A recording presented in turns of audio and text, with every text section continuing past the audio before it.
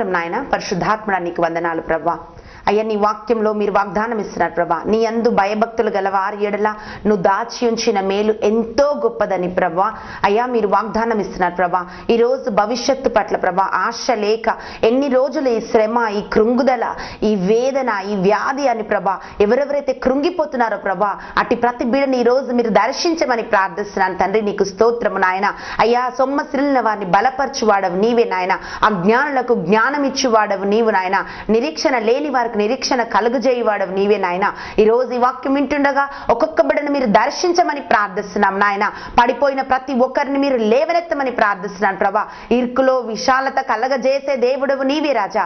అయ్యా ఒక్కొక్కరిని ఇప్పుడే మీరు దర్శించమని, ఒక్కొక్క బిడ్డను మీరు బలపరచమని నాయన. వారి జీవితంలోనూ దాచి ఉంచిన మేలును బయలుపరచమని యేసు నామములో ప్రార్థిస్తున్నాను తండ్రి. ఆమేన్. ఇర్మియా గ్రంథం 29వ అధ్యాయము 11వ వచనంలో మనం చూస్తున్నాము. నేను మిమ్ము గూర్చి ఉద్దేశించిన సంగతులను నేను ఎరుగుదును. రాబోవు కాలమందు మీకు నిరీక్షణ కలుగునట్లుగా అవి సమాధానకరమైన ఉద్దేశములే కానీ హానికరమైనవి కావు. ఇదే యెహోవా వాక్కు. చాలా మంది జీవితంలో వాళ్ళ ఒక ఆలోచన కలిగి ఉంటారు. మేము ఎందుకు జీవిస్తున్నామో మాకు తెలియదు. ఎన్ని రోజులు ఈ శ్రమలు, ఎన్ని రోజులు ఈ వేదన, ఎప్పుడు ఈ వ్యాధి బాధల నుంచి విడుదల. ఇదిగో మా జీవితంలో కూడా ఎప్పుడైనా ఒక మంచి రోజులు వస్తాయా అని చాలా మంది ఆలోచన కలిగి ఉంటారు. కానీ ప్రియ బిడ్డ, ఇక్కడ దేవుడు ఈ రోజు ఈ టీవీ వాక్యం చూసిన ప్రతి ఒక్క బిడ్డతో మాట్లాడుతున్నది ఏమిటంటే ప్రతి ఒక్కరి జీవితంలో దేవుడు ఒక ఉద్దేశాన్ని కలిగి ఉన్నాడు. ఉద్దేశం లేకుండా ఏ వ్యక్తిని కూడా దేవుడు సృష్టించలేదు. ఆయన మొదటిగా అంటున్నాడు, నేను మిమ్మల్ని గూర్చి ఉద్దేశించిన సంగతులు. అంటే మొదటిగా మనం తెలుసుకోవాల్సింది ఏమిటంటే ఒక్కొక్క వ్యక్తి జీవితంలో దేవుడు ఒక ఉద్దేశాన్ని కలిగి ఉన్నాడు, ఒక పిలుపును కలిగి ఉన్నాడు, ఒక ప్రణాళికను ఆయన కలిగి ఉన్నాడు. రెండోదిగా ఆయన ఏమంటున్నాడంటే రాబోవు కాలమందు మీకు నిరీక్షణ కలుగునట్లుగా అవి సమాధానకరమైన ఉద్దేశములే కానీ హానికరమైనవి కావు. భవిష్యత్తు పట్ల నిరీక్షణ లేని వాళ్ళు చాలా మంది ఆత్మహత్య చేసుకొని వాళ్ళు మరణిస్తుంటున్నారు. ఎందుకు ఈ జీవితం, దేని కొరకు జీవితం అనే ఆశ లేక ఏదో జీవిస్తున్నామా అంటే జీవిస్తున్నాం అన్నట్లుగా జీవం లేని వ్యక్తులుగా వాళ్ళు మారిపోతున్నారు. జీవితంలో సంతోషం లేదు. అయితే ఇంకెప్పుడు ప్రభువా దీంట్లోనే మేము ఉంటాము, మా కర్మ ఇంతే, అంతే, మేము ఇలాగే మేము జీవించాలని వాళ్ళు అలాంటి ఒక ఆలోచనతో సంతోషం లేకుండా బ్రతుకుని ఈడుస్తున్న వాళ్ళు చాలా మంది ఉన్నారు. ప్రియబిడ్డ, నీవు కూడా అటువంటి ఒక స్థితిలో ఉన్నట్లయితే దేవుడు ఈ రోజు నీతో మాట్లాడుతున్నాడు. నీకు నిరీక్షణ కలగటానికి నేను ఒక విషయాన్ని చెప్తున్నాను. అవి ఏమిటంటే నేను సమాధానకరమైన ఉద్దేశాలే నీ జీవితంలో నేను కలిగి ఉన్నాను కానీ హానికరమైనవి నేను కలిగి లేను అని దేవుడు వాగ్దానం ఇస్తున్నాడు. ప్రియబిడ్డ, ఈ రోజు నువ్వు ఎటువంటి ఒక స్థితిలో ఉన్నా కూడా ఒక మంచి భవిష్యత్తు నీకున్నది. నీ భవిష్యత్తును నేను మార్చగలనని దేవుడు వాగ్దానం ఇస్తున్నాడు. అందుకే ప్రకటన గ్రంథంలో మనం చూస్తున్నాము, దేవుడు భూత భవిష్యత్తు వర్ధమాన కాలాలు ఎరిగి ఉన్నవాడు. ప్రియబిడ్డ, ఈ రోజు నువ్వు ఏ స్థితిలో ఉన్నావో రేపు ఏ స్థితిలోకి దేవుడు నిన్ను తీసుకెళ్లబోతున్నాడో, నీ జీవితంలో ఎటువంటి ఒక ఉద్దేశం కలిగి ఉన్నాడో అది ఆయనకు మాత్రమే తెలుసు. అందుకే ఇర్మియా గ్రంథం 1వ అధ్యాయంలో మనం చూస్తున్నాము, తల్లి గర్భంలో రూపింపక మునిపే నేను నిన్ను ఎరిగి ఉన్నానని దేవుడు పలుకుతున్నాడు. ప్రియబిడ్డ, తల్లి గర్భంలో నువ్వు ప్రాణం పోసుకోక మునిపే, నువ్వు రూపింపక మునిపే దేవుడు నీ పట్ల ఒక ఉద్దేశం కలిగి ఉన్నాడు. ఈ భూమికి పునాదులు ఎత్తక మునిపే నీవు ఆయన సంకల్పంలో, ఆయన ఉద్దేశంలో నువ్వు ఉన్నావు. ఏదో ఒక జోకుగా నువ్వు సృష్టించబడలేదు. ఏదో నేను పుట్టాను కనుక బ్రతుకుతున్నాను అనటానికి నువ్వు సృష్టించబడలేవు. కానీ నీ జీవితంలో దేవుడు ఒక ప్రత్యేకమైన ఉద్దేశాన్ని కలిగి ఉన్నాడు. ఆ ఉద్దేశాన్ని దేవుడు నీ జీవితంలో నెరవేరుస్తాడు. అందుకే మొదటి సమూయేలు గ్రంథం 9వ అధ్యాయంలో మనం చూస్తున్నాము, అక్కడ ఒక వ్యక్తి ఉన్నాడు. ఆ వ్యక్తి పేరు ఏమిటంటే కీషు. ఆయన ఒక భాగ్యవంతుడు, ధనవంతుడు. ఆయనకు ఒక కుమారుడు ఉన్నాడు. అతని పేరు సౌలు. అతని యవనస్తుడు. అయితే ఈ యవనస్తుడు ఒక రోజు ఏం చేస్తున్నాడంటే తండ్రి చెప్తున్నాడు, అయ్యా మన గాడిదలు తప్పిపోయినాయి, నువ్వు వెళ్ళి ఆ గాడిదలను వెతుకమని తన కుమారునితో పాటు ఒక సేవకుని ఇచ్చి తండ్రి పంపించాడు. పంపించినప్పుడు సౌలు అయితే తనతో పాటు ఆ సేవకుని తీసుకొని ఆ గాడిదలను వెతుకుతూ ఆయన బయలుదేరాడు. అన్ని ప్రాంతాలు, చాలా ప్రాంతాలు వాళ్ళు వెతికారు. కానీ తప్పిపోయిన ఆ గాడిదలు సౌలుకు కనిపించలేదు.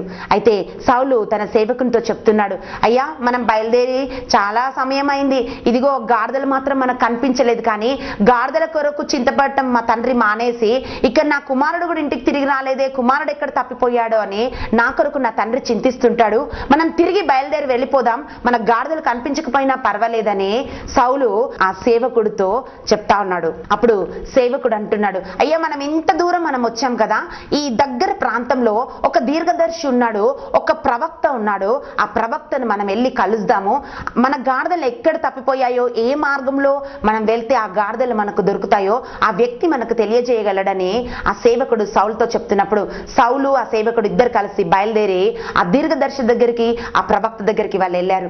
వెళ్ళినప్పుడు అయితే అక్కడ కొంతమంది స్త్రీలు ఉన్నారు. ఆ స్త్రీలను సౌలు అడుగుతున్నాడు, అమ్మా ఇక్కడ ఒక దీర్ఘదర్శి ఉన్నాడంట కదా, మేము వాళ్ళని కలుసుకోవాలన్నప్పుడు ఆమె చెప్తుంది, మీరు త్వరపడి వెళ్ళండి, ఆయన ఉన్నత స్థలములలో దేవుడికి బలి అర్పించడానికి ఆయన వెళ్ళక ముందే మీరు వెళ్ళి ఆయనను కలుసుకోండి అని చెప్పినప్పుడు అయితే సౌలు తన సేవకుడు ఇద్దరు బయలుదేరుతున్నప్పుడు వారికి ఎదురుగా ప్రవక్త అయిన సమూయేలు వస్తున్నాడు.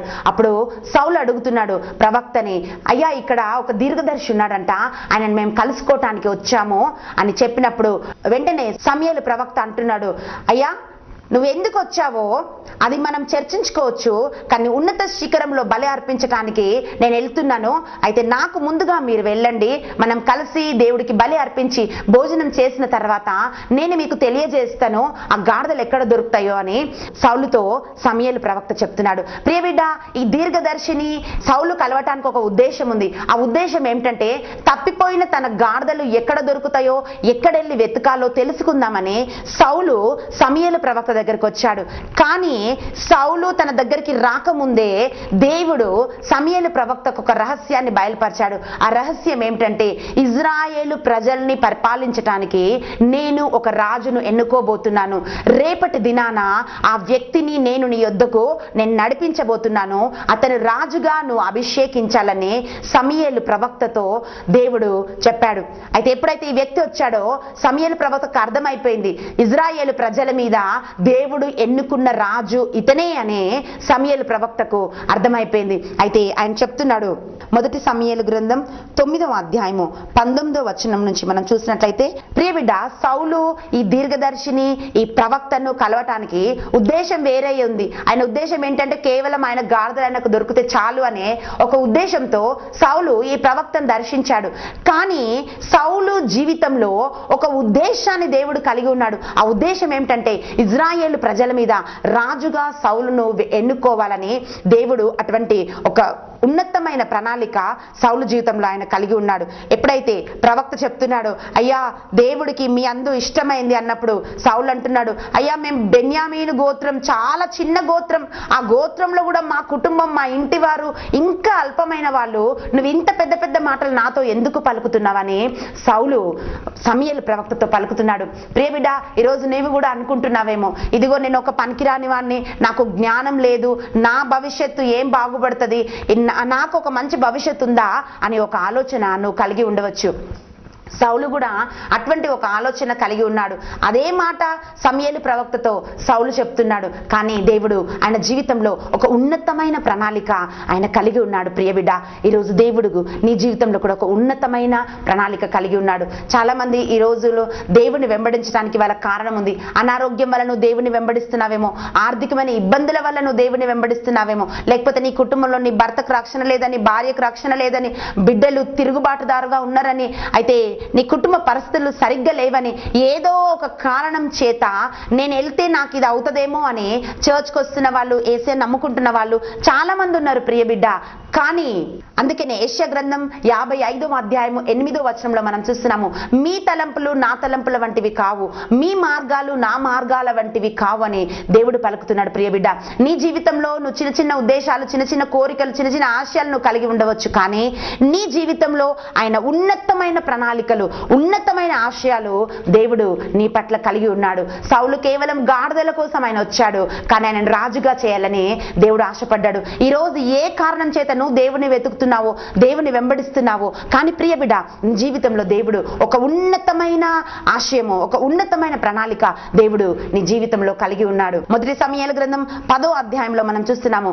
అయితే సమూయేలు ప్రవక్త తన బుడ్డి తీసి తైలంని సౌలు మీద పోసి అభిషేకించి ఇజ్రాయేలు ప్రజలందరి మీదగా సౌలును ఒక రాజుగా నియమించాడు. ప్రియబిడ్డ, అయితే గాడిదలు వెతుకుతున్న ఆ సౌలు రాజుగా మారి ఆ స్థలం నుంచి అభిషేకం పొందిన ఒక వ్యక్తిలాగా మారి ఆ స్థలం నుంచి వెళ్తున్నాడు. ప్రియబిడ్డ, ఈ రోజును దేవుని సన్నిధికి వెళ్తున్నప్పుడు, దేవుని సన్నిధిలో మోకరించి ప్రార్థిస్తున్నప్పుడు ఆయన నీ జీవితంలోని ఉద్దేశాలు ఆయన నెరవేరుస్తాడు. ప్రియబిడ్డ, పిలిచిన దేవుడు నమ్మదగిన వాడు. నీలో కార్యం ఆరంభించిన దేవుడు దాన్ని తుద ముట్టించేంత వరకు నేను విడిచిపెట్టేవాడు కాదు. ఆయన నీ జీవితంలో ఒక ప్రణాళిక కలిగి ఉన్నప్పుడు దాన్ని నెరవేర్చినంత వరకు ఆయన నీ చెయ్యి విడవడు. లోకంలో అందరినీ చెయ్యి విడవచ్చు. చాలాసార్లు డాక్టర్స్ చెయ్యి విడిచిపెడతారు. మేమేం చేయలేము, ఈ వ్యాధికి ఇంకా మందు లేదు, దీనికి అంటే ఈ రోగం ఇంకా నయం కాదు. ఎంత డబ్బులు ప్రయత్నం చేసి ఇల్లులు అమ్మి పొలాలమ్మి అప్పు తెచ్చి, అయితే ఆ వ్యాధి బాధల్లో నువ్వు హాస్పిటల్స్ తిరిగి ఇక ఆస్తి పాస్తులు అన్ని అమ్ముకొని ఇక ఏమి లేదు అన్నట్లాంటి ఒక స్థితిలో కూడా నువ్వు ఉండి ఉండవచ్చు. ప్రియ బిడ్డ, కానీ వాక్యం ఏం పలుకుతుందంటే ఈ లోకమంతా చెయ్యి విడిచిపెట్టినా కూడా ఆయన నీ చెయ్యి విడిచిపెట్టడు. నిన్నెందుకు పిలుస్తాడో ఆయన అది నీ జీవితంలో నెరవేరుస్తాడు. గాడిదలు ఎందుకు తప్పిపోయాయి? ఎందుకు ఆయన వెతుక్కుంటూ ఆ దీర్ఘదర్శి దగ్గరికి వెళ్లాల్సి వచ్చింది? ఒకవేళ ఆ గాడిదలు తప్పిపోకపోతే సౌలు వెతుకుతూ ఆ దీర్ఘదర్శి దగ్గరికి వెళ్ళేవాడు కాదు. ప్రియ బిడ్డ, ఈ రోజు నీ జీవితంలో వచ్చిన ప్రతి ఒక్క కష్టము, శ్రమ, వాటన్నిటి తర్వాత నీ కొరకు దేవుడు ఉంచిన సమాధానకరమైన ఆ భవిష్యత్తు దాగి ఉన్నది. ప్రియ బిడ్డ, చీకటి తర్వాత ఎలా వెలుగు వస్తుందో అలాగే శ్రమలన్నిటి తర్వాత నీ జీవితంలో దేవుని గొప్ప వెలుగు, దేవుని గొప్ప ప్రణాళిక నీ జీవితంలో బయలుపరచబడుతుంది. అందుకే నేను నిరీక్షణ కలిగి ఉండు. మొదటి సమూయేలు గ్రంథం 16వ అధ్యాయము 7వ వచనంలో కూడా మనం చూస్తున్నాం. అక్కడ సమూయేలు ప్రవక్తకు దేవుడు చెప్తున్నాడు, అయ్యా బెత్లెహేం అనే ఒక స్థలానికి నువ్వు వెళ్ళు, అక్కడ నేను ఎవరినైతే చూపిస్తానో వారిని రాజుగా నువ్వు అభిషేకం చేయి ఇజ్రాయేలు ప్రజలందరి మీద. అయితే నేను ఆ వ్యక్తిని రాజుగా నేను ఎన్నుకోబోతున్నాను, ఆ వ్యక్తిని నేను కోరుకున్నాను, ఆ వ్యక్తి నాకు కావాలి, నువ్వు వెళ్ళమని సమూయేలు ప్రవక్త చెప్పినప్పుడు సమూయేలు ప్రవక్త బయలుదేరి బెత్లెహేం అనే స్థలానికి వెళ్ళాడు. అక్కడ యెషయి అనే ఒక కుటుంబానికి ఆయన వెళ్ళి, అయితే అప్పుడు ఆయన ఆ కుటుంబానికి వెళ్ళినప్పుడు అక్కడున్న ఆ వ్యక్తితో చెప్తున్నాడు, మీరందరూ కూడా ఇదిగో దేవుడికి బలి సమర్పించడానికి అయితే మీరు సిద్ధం కండి, మీరందరూ శుద్ధులు కండి అని చెప్పినప్పుడు ఆయన ఏం చేశాడంటే వాళ్ళ కుమారులందరినీ పిలిచినప్పుడు 7 కుమారులు వచ్చారు. కుమారులు వచ్చినప్పుడు ఆ మొదటి కుమారుని చూసి సమూయేలు ప్రవక్త అంటున్నాడు, అయితే చాలా అందంగా ఉన్నాడు ఈ వ్యక్తి, హ్యాండ్సమ్ గా ఉన్నాడు, అయితే ఇతనే బహుశా దేవుడు రాజుగా ఇజ్రాయేలు మీద రాజుగా అభిషేకిస్తాడేమో అని సమూయేలు ప్రవక్త అనుకుంటున్నప్పుడు అప్పుడు దేవుడు ఒక మాట చెప్తున్నాడు, ఇదిగో నేను ఎత్తును, రూపాన్ని, అందాన్ని వీటన్నిటిని చూసేవాడని నేను కాదు, మనుషులు చూస్తున్నట్లుగా నేను చూసేవాడని కాదు. మనుషులందరూ పై రూపాన్ని లక్ష్య పెడతారు, కానీ నేను హృదయాన్ని లక్ష్య పెట్టే దేవుడను, ఈ వ్యక్తిని నేను కోరుకోలేదు, ఈ వ్యక్తి కాదు అని చెప్పినప్పుడు అయితే ఆ 7 మంది కుమారులను ఆ తండ్రి ఆ ప్రవక్త ముందుకు తీసుకొని వచ్చాడు.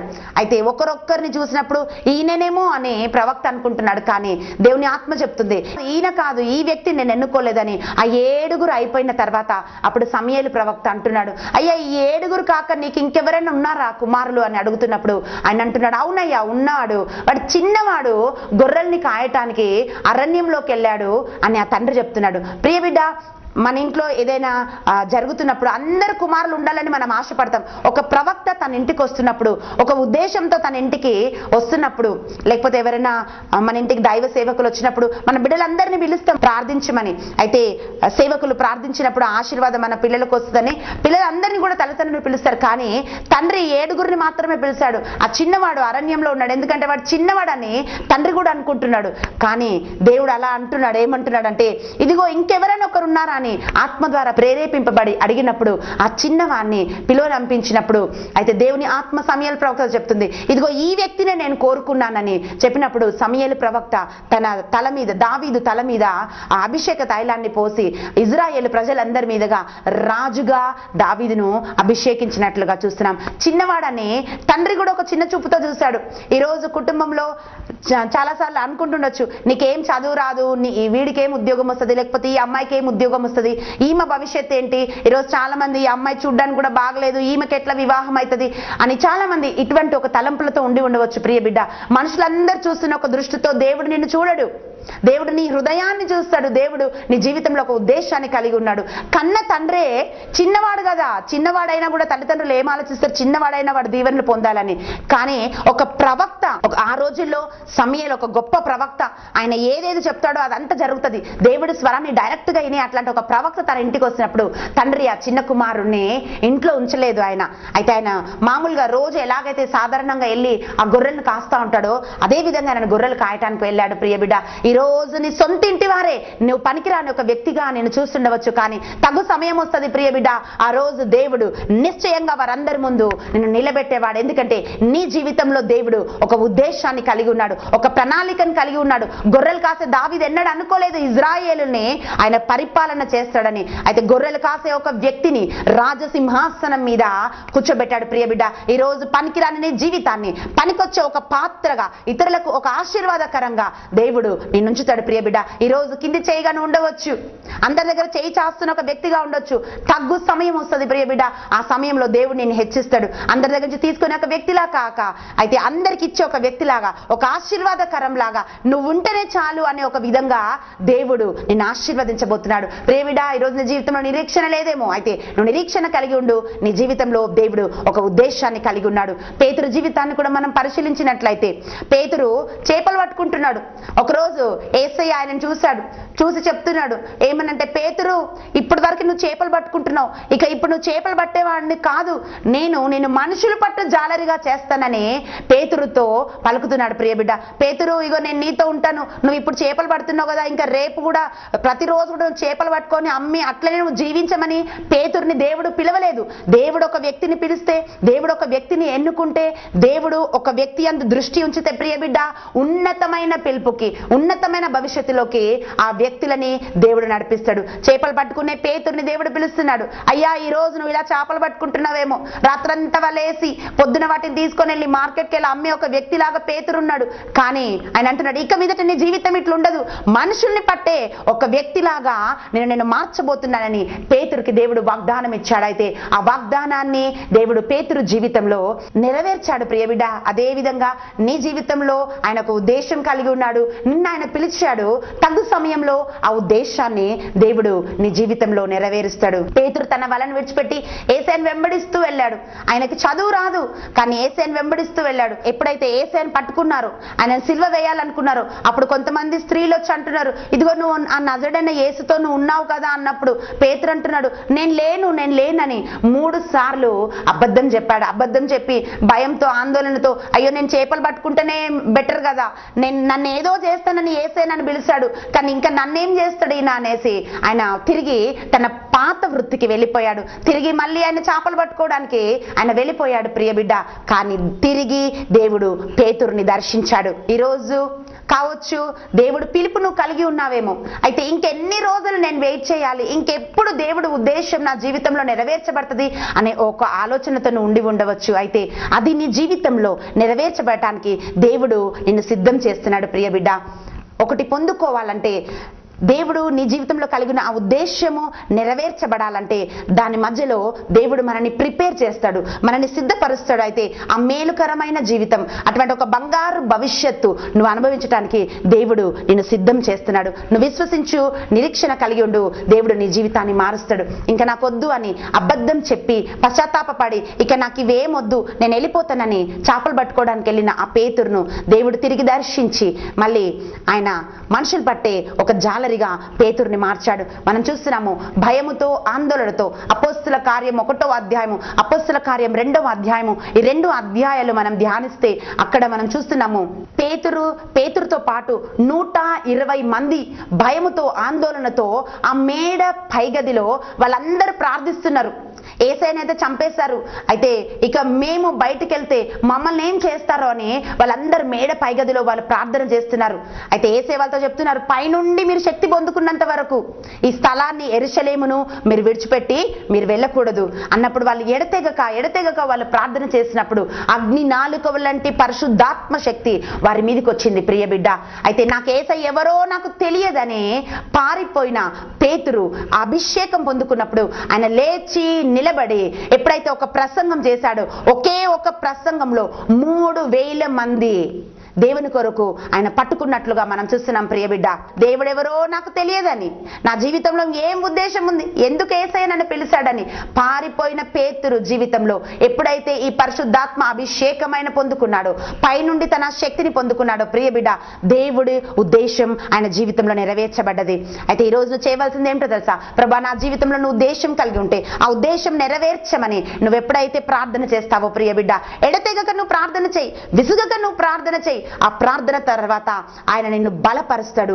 ఆయన కలిగి ఉన్న ఉద్దేశము నీ జీవితంలో ఆయన నెరవేరుస్తాడు. ప్రియ బిడ్డ, ఒక్కరు కాదు, ఇద్దరు కాదు, ముగ్గురు కాదు, 3,000 మంది ఒకే ఒక ప్రసంగంలో వాళ్ళు మారు మనసు పొందారు. యేసయ్య కొరకు వాళ్ళందరినీ కూడా పేతురు పట్టుకున్నాడు. ప్రియ బిడ్డ, పౌలు తిమోతికి రాసిన 2వ లేఖ 1వ అధ్యాయము 7వ వచనంలో మనం చూస్తున్నాము, దేవుడు మనకు పిరికితనం ఆత్మ ఇవ్వలేదు. ప్రియ బిడ్డ, ఈ పిరికి ఆత్మ ఎక్కడి నుంచి వస్తుందంటే సాతాను మన హృదయంలో భయం కలగజేస్తాడు, భవిష్యత్తు పట్ల భయం కలగజేస్తాడు. రేపు నా భవిష్యత్తు ఏమిటి, నేనేం చేయాలని ఒక భయము, ఆందోళన. ఆ రోజు పేతురు ఆయన శిష్యులందరూ కూడా ఇటువంటి ఒక భయముతో ఆందోళనతో వాళ్ళు ఉన్నారు. ఎప్పుడైతే వాళ్ళ పైనుండి శక్తి పొందుకున్నారో దేవుడి ఉద్దేశం వాళ్ళ జీవితంలో నెరవేర్చబడ్డది. ప్రియ బిడ్డ, ఈ రోజు నీ జీవితంలో కూడా ఆయన ఉద్దేశం నెరవేర్చబడాలంటే నీ భవిష్యత్తు కొరకు నీకు భయం అవసరం లేదు, ఆందోళన అవసరం లేదు. అయితే ఆ శక్తి నువ్వు పొందినప్పుడు నీ జీవితంలో దేవుడి చిత్తం ఏంటో, దేవుడు ఎలా నిన్ను నడిపించాలనుకుంటున్నాడో అలా నువ్వు నడవగలుగుతావు. యోబు గ్రంథం 3వ అధ్యాయము 25వ వచనంలో మనం చూస్తున్నాం, యోబును దేవుడు బహుగా దీవించాడు, కానీ ప్రతినిత్యం ఆయన హృదయంలో ఒక భయం ఏంటంటే, నిజంగా దేవుడిచ్చిన ఆశీర్వాదాలు నాకు ఉంటాయా ఉండయా, నాకు ఇచ్చిన ఈ పిల్లలు అంటే ఈ పిల్లల భవిష్యత్తు మంచిగా ఉంటుందా ఉండదా, ప్రతినిత్యము అటువంటి ఒక భయంతో యోబు ఉన్నాడు. అందుకే యోబు అంటున్నాడు, నేను దేని కొరకు నేను భయపడుతునో అదే సంభవించినది నా జీవితంలో అని యోబు పలుకుతున్నాడు. ప్రియ బిడ్డ, ఈరోజు ఉద్యోగం చేసిన వాళ్ళు ఎప్పుడు ఈ ఉద్యోగం పోతుందా తెలియదు, అయితే ఏదైనా బిజినెస్ చేసిన వాళ్ళు ఎప్పుడు ఇది లాస్ వస్తుందా, ఎప్పుడు ప్రాఫిట్ వస్తుందా తెలియదు, నేను ఎగ్జామ్ రాసిన వాళ్ళకు నేను పాస్ అవుతానా నేను ఫెయిల్ అవుతానా తెలియదు, భవిష్యత్తు పట్ల భయం. యోబు కూడా నిజంగా దేవుడు ఆయనను ఆశీర్వదించాడు, కానీ ప్రతినిత్యం కూడా ఆ భయంలో ఉన్నాడు. అయితే నీవు నేను అటువంటి భయములో ఉండటం అవసరం లేదు, ఎందుకంటే ఆయన సెలవిస్తున్నాడు, నేను మీకు పిరికితనం ఆత్మని ఇవ్వలేను, నేను మిమ్మల్ని ధైర్యపరుస్తానని దేవుడు సెలవిస్తున్నాడు. అందుకే ఆయన అంటున్నాడు, భయపడకు, నేను నీకు తోడై ఉన్నానని దేవుడు వాగ్దానం ఇస్తున్నాడు. ప్రియ బిడ్డ, నీ భవిష్యత్తు కొరకు నీకు భయం వద్దు. చాలాసార్లు మన జీవితంలో ఏ స్టెప్ వేయాలంటే రేపు ఫ్యూచర్ ఏమిటో అర్థం కాకుండా భయంతో మనం జీవిస్తూ ఉంటాం. కానీ దేవుడు ఏమంటాడంటే, భయపడకు, నేను నీకు తోడై ఉన్నాను, నేను నిన్ను నడిపిస్తాను. యోబు అంటున్నాడు, ప్రతి నిమిషం భయంతో ఉన్నాడు. దేనికోసం అయితే భయపడ్డాడో అదే ఆయన జీవితంలో వచ్చింది. కానీ కీర్తనకారుడు అంటున్నాడు, కీర్తన 34వ అధ్యాయము 4వ వచనంలో చూస్తున్నాము, ఇక్కడ ఇద్దరు భక్తులను చూస్తున్నాము. యోబు చాలా నీతిమంతుడు, కానీ ఆయన హృదయంలో ఎప్పుడు ఒక భయం, ఒక ఆందోళన, అయ్యో నాకున్న ఇవి ఉంటాయా ఉండయా అని ఒక భయం. కానీ దావీదు ఏమంటున్నాడంటే, ప్రభువా, నాకు కలిగిన భయములన్నిటి నుండి నీవు నన్ను విడిపిస్తావు. ప్రియ బిడ్డ, ఈరోజు నీ హృదయంలో దేని కొరకైనా ఒక భయం నీ హృదయంలో ఉన్నదేమో, ఏదో నువ్వు పొందుకొని ఉన్నావేమో ఆల్రెడీ, కానీ ఇది నా దగ్గర నుంచి వెళ్ళిపోతుందేమో అని అటువంటి ఒక భయంతో నువ్వు ఉన్నావేమో. అయితే దేని కొరకు ఈరోజు నువ్వు భయపడుతున్నావో, నీ భవిష్యత్తు కొరక, నీ ఉద్యోగం కొరక, లేకపోతే వివాహ జీవితం కొరక, నిజంగా ఇంకో కొంతమంది నాకు గర్భఫలం కలుగుతుందా కలగదా అనే ఒక భయంతో, అటువంటి ఒక భయంతో మీరు ఉండవచ్చు. నిజంగా ఈ అప్పు సమస్యల నుంచి నాకు విడుదల కలుగుతుందా అనే ఒక భయంతో నువ్వు ఉండవచ్చు. నీ భయానికి కారణం ఏదైనా కూడా ఆ భయాలన్నిటిని కూడా నువ్వు ప్రభు పాద సన్నిధిలో నువ్వు సమర్పించినప్పుడు దేవుడు నీకు నిరీక్షణ కలగజేస్తాడు. ఆ నిరీక్షణ తర్వాత ఆయన అంటున్నాడు, నేను మీ జీవితంలో కలిగి ఉన్న అన్ని కూడా మేలు కొరకే, కానీ ఏది కూడా కీడు కొరకు కాదు అని దేవుడు వాగ్దానం ఇస్తున్నాడు. ప్రియ బిడ్డ, ఒకరోజు ఏం జరిగిందంటే, నేను కిచెన్ లో వంట చేస్తున్నప్పుడు కిచెన్ బయట మాకు 2 మామిడి చెట్లు ఉన్నాయి. అయితే ఆ చెట్టు పైన ఒక పక్షి గూడు పెట్టింది. ఆ గూట్లోంటి ఒక చిన్న పక్షి అయితే కింద పడిపోయింది. కింద పడిపోయి అది అరుస్తా ఉంది. ఏంటి సౌండ్ అని నేను వెళ్ళి బయటకు వెళ్ళి చూసినప్పుడు అది అరుస్తా ఉంది. అయితే వెనుక కిచెన్ అటు సైడ్ పిల్లి తిరుగుతూ ఉంటది అనమాట. అయితే నేను చూసి అయ్యో ఈ పిల్లి వచ్చి ఈ పక్షిని తినేస్తుందేమో అని చాలాసేపు నేను వంట చేస్తున్నాను, తిరిగి వెళ్ళి ఆ పక్షిని చూస్తున్నాను, వంట చేస్తున్నాను, తిరిగి వెళ్ళి ఆ పక్షిని చూస్తున్నాను. అయితే నేను అనుకున్నాను అయ్యో ఎంతసేపు నేను ఇలా చూడాలి, నేను లోపలికి వచ్చేలోపు ఆ పిల్లి వచ్చి ఆ చిన్న పక్షిని తినేస్తుందేమో అనేసి నేను వెళ్ళి ఏం చేశానంటే దాన్ని నా చేతిలోకి తీసుకొని నేను లోపలికి అట్లా తీసుకొని వచ్చాను. ఎందుకంటే పిల్లి తినేస్తుందని ఆ చిన్న పక్షిని తీసుకొని నేను లోపలికి వచ్చాను. ఎందుకంటే పిల్లలు స్కూల్ నుంచి వచ్చిన తర్వాత లేకపోతే ఎవరైనా వచ్చిన తర్వాత ఆ కాంపౌండ్ వాళ్ళు ఎక్కించి ఆ గూడులో మళ్ళీ దీన్ని పెట్టించొచ్చులే అని అలా నేను దాని లోపలికి తీసుకొని వస్తున్నాను. కానీ ఆ పక్షి మాత్రం నా చేతిలో భయపడతా ఉంది. యాక్చువల్లీ ఆ పిల్లి నుండి ఈ పక్షిని కాపాడాలని దాన్ని నా చేతిలోకి తీసుకున్నాను. కానీ ఈ పక్షి నా చేతిలో ఉండి కూడా భయపడతా ఉంది. అయితే భయపడుతూ నేను అలా హాల్లోకి నేను ఆ పక్షిని తీసుకొని వచ్చాను. టేబుల్ పైన ఉంచుదాము దాన్ని అని అలా చూస్తున్నప్పుడు అది ఏం చేసిందంటే నా చేతిలోంచి అట్లా పైకి ఎగిరి పైన సీలింగ్ పైకి ఎగిరి అది అప్పుడే ఆ గూడులోంచి పడ్డది కనుక దానికి ఇంకా ఎగరటం రాదు. అట్లా పైకి ఎగిరి అది కింద పడిపోయి అక్కడికక్కడే మరణించింది. ఆ రోజంతా నాకు చాలా బాధేసింది. అయ్యో నేను దీన్ని కాపాడదామని తీసుకొని వచ్చానే, కానీ నా చేతిలో ఇది చచ్చిపోయింది అని. ఆ రోజంతా నాకు చాలా దుఃఖం అనిపించింది. చాలా అందంగా ఉంది ఆ పక్షి. అయితే ప్రియ బిడ్డ, ఈ రోజు నా ఉద్దేశం ఏంటంటే పిల్లి నుండి దాన్ని కాపాడాలని. దేవుడు ఉద్దేశం ఏంటంటే సాతాను నుండి నిన్ను కాపాడాలని. ఆయన తన అరచేతిలోకి నిన్ను తీసుకుని నేను నడిపించాలనుకుంటే ఆయన హస్తంలోంచి స్వయంగా నీకు నీవే ఏదో చేసుకోవాలని, నీకు నువ్వే అభివృద్ధి పొందాలని, ఆయన ఇవ్వలేనిది ఏదో పొందుకోవాలని ఈ రోజు నీ జీవితంలో నువ్వు పరిగెత్తుతున్నావేమో ప్రియ బిడ్డ. అయితే ఆయన హస్తంలో నువ్వు ఉన్నప్పుడు ఆయన నిన్ను సురక్షితంగా కాస్తాడు. ఆయన అంటున్నాడు, ఇదిగో నిన్ను నా అరచేత నేను చెక్కుకొని ఉన్నాను. అయితే నిన్ను తాకువారు నా కంటి పాపను తాకుతారని దేవుడు వాగ్దానం ఇస్తున్నాడు. ప్రియ బిడ్డ, ఆయన తన అరచేతిలో నిన్ను చెక్కుకొని ఉన్నాడు, అరచేతిలో నిన్ను దాచుకొని ఉన్నాడు. ప్రియ బిడ్డ, ఒక పక్షి తన రెక్కల కింద ఎట్లాగైతే తన బిడ్డను దాచుతుందో అట్లా నిన్ను దాచి ఉంచుతానని ఆయన చెప్తున్నప్పుడు ఆయన నుండి నువ్వు దూరంగా పోయి ఇంకా నాకేంటి భవిష్యత్తు. ఈరోజు చాలా మంది మంత్రగాల దగ్గరికి, తంత్రగాల దగ్గరికి, వాళ్ళ దగ్గరికి, వీళ్ళ దగ్గరికి ఎక్కడెక్కడికో పరిగెత్తి మా భవిష్యత్ ఏంటి అని అక్కడికి పరిగెత్తి దేవుడు ఇవ్వలేనిది ఏదో పొందుకోవాలని పరిగెత్తుతున్న వాళ్ళు చాలా మంది. ప్రియ బిడ్డ, దేవుడు ఇవ్వనిది ఏది కూడా మనం పొందుకోలేము. ఈ రోజు ఒకే మాట దేవుడు చెప్తున్నాడు, అదేమిటంటే నీ జీవితంలో ఒక మంచి ఉద్దేశాన్ని కలిగి ఉన్నాడు. నేను ఒక మంచి ఉద్దేశంతో ఆ పక్షి నా చేతిలోకి తీసుకున్నాను, కానీ తనకు తనుగా భయపడి నా చేతిలోంచి ఎగిరిపోయి తన మరణాన్ని అదే కొని తెచ్చుకుంది. అలాగే ఈరోజు దేవుని హస్తంలోంచి, దేవుని ఉద్దేశంలోంచి, దేవుని ప్రణాళికలోంచి నువ్వు ఎగిరిపోయి నీకు నువ్వుగా సాతానుకు ఒక ఆహారంగా నువ్వు మారిపోతున్నావేమో. ప్రియ బిడ్డ, ఈ రోజు ఆయన హస్తంలోకి రావటానికి నువ్వు మళ్ళీ తిరిగి ఆయన హస్తంలోకి వచ్చినప్పుడు దేవుడు నేను నడిపిస్తాడు. ప్రియ బిడ్డ, గొర్రెలు కాస్తున్న ఒక వ్యక్తిని రాజుగా ఆయన చేశాడు. గాడిదలను వెతుకుతున్న ఒక వ్యక్తిని ఇజ్రాయేలు ప్రజల మీద రాజుగా ఆయన చేశాడు. చేపలు పడుతున్న ఒక వ్యక్తిని ప్రియ బిడ్డ అపోస్తలుడుగా దేవుడు మార్చాడు. ఈ రోజు నీ జీవితాన్ని కూడా ఆయన మార్చగలడు. ఆయన శక్తి కొరకు నువ్వు ప్రతిరోజు ప్రార్థన చేయి. ప్రభా, నీ ఉద్దేశం నా జీవితంలో నెరవేర్చమని ప్రార్థన చేయి. ప్రియ బిడ్డ, తగ్గు సమయంలో ఆయన నీ జీవితంలో తన ఉద్దేశాన్ని నెరవేరుస్తాడు. కళ్ళు మూసుకొని ప్రార్థించుకుందాం. స్తోత్రం నాయన, పరిశుద్ధాత్ముడా నీకు వందనాలు నాయన. యేసయ్యా, ఆ రోజు నీ పరిశుద్ధాత్మ శక్తినిచ్చి పేతురును బలపరిచావు నాయన. నీ ఆత్మను సౌలు మీద పోసి నూతనమైన మనసునిచ్చినావు నాయన. ఆ రోజు దావీదును నీ ఆత్మ ద్వారా అభిషేకించి ఇజ్రాయేలు మీద రాజుగా వాళ్ళని ఎట్లా పరిపాలించాలని సిద్ధం చేశావు ప్రభా. ఈ రోజు ఎవరెవరైతే ఈ వాక్యం వింటున్నారో, చూస్తున్నారో ప్రభా, ఈ ప్రార్థనలో ఏకీభవిస్తున్నారో ప్రభా, ఇప్పుడే వారి మీదికి పరిశుద్ధాత్మ దిగివచ్చును గాక నాయన. అయ్యా, వారి జీవితంలో నువ్వు కలిగి ఉన్న ఉద్దేశము యేసు నామములో నెరవేర్చబడును గాక ప్రభా. అయ్యా, ఇదిగో నా తండ్రి, నేను ఎందుచేత పట్టబడినో దాని యొద్దకు నేను పరిగెత్తుతున్నానని పౌలు చెప్తున్నాడు నాయన. నీకు వందనాలు. ఎందుచేత వీరిని మీరు ఆకర్షించుకున్నారో నాయన. అయ్యా, ఎందుచేత ఈ రోజు బిడలు ఈ టీవీ ముందు ఈ వాక్యం చూస్తున్నారో ప్రభా, అది మీకు మాత్రమే తెలుసు నాయన. అయ్యా, మీ ఉద్దేశం వారి జీవితంలో మీరు నెరవేర్చమని, బంగారు భవిష్యత్తు వాళ్ళకు అనుగ్రహించమని, ఇదిగో లోకం ఆశ్చర్యపోయే విధంగా ఆ రోజు నా తండ్రి చదువు రాని పేతురు నిలబడి ప్రసంగిస్తున్నప్పుడు 3000 మంది మారు మనసు పొందారు ప్రభా. అటువంటి అద్భుతాలు, సూచక్రియలు వీరిని వెంబడించలాగిన ఈ బిడ్డలందరినీ మీరు అభిషేకించి నాయన మీ ఉద్దేశం వాళ్ళ జీవితంలో నెరవేర్చమని యేసు నామములో ప్రార్థిస్తున్నాను తండ్రి. ఆమేన్. దేవుడు మిమ్మల్ని దీవించును గాక.